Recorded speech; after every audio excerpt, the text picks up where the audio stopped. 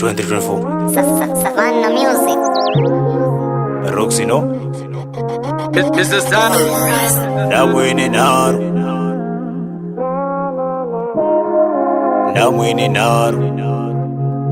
30 hertz straight. Now winning out. Yakanipata, yakanikana muzangu. Now winning out. Undivuvuruza, undivuvuruza. Now winning out.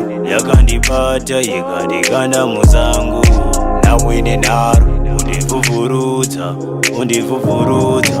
Apa ndakazvimba pipi yakashuta chisara kakupisa malida zovhunduka goma ndakadzidza mayizi pandafamba goma ndichidhanda mari ndichipanda yaruva mene thanda mujaya achishanda bata apa neapa life ichibhedha atoti ndinobheja pangoma ndiri dhenja look all the days cheta pana pakapinda pandadzika ndakatsika ndotevera matsimba mospidi ndakupinda mwari vanoziva moto ndatungidza ndimudzidzi ndakadzidza kushanda semubvenda mwari ndovatemba sotandivhura gate udhondisina big chishwiro tenga pinzi protection ndoisa finzi mari isina chenji bebo nditi dedi mahita zoita redi ndoziva ndiri bhedi zisa rakabaka ndogwina semagetsi mofela ndipe chapu tala ndipe kapu ndiri pamahuse ndiri pamakata hapana chakashata namo waimbopfacha gori rakapera njira rina matemba ndazara mazisasa ndine vandatemba kasiya ndakatemba ndasvinura setemba mepo yovhuvuta yoparadza matura.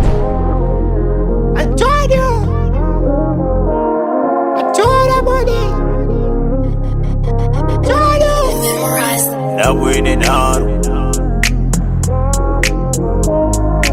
Now winning out.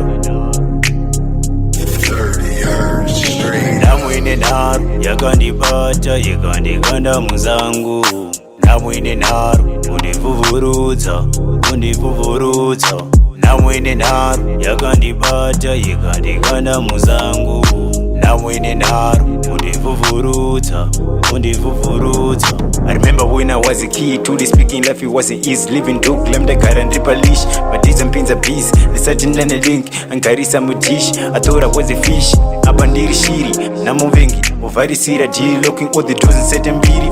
Apa use the pray every day and she can hear it. Living hard life, huh? Chili chili. Savannah Music. Mr. Star.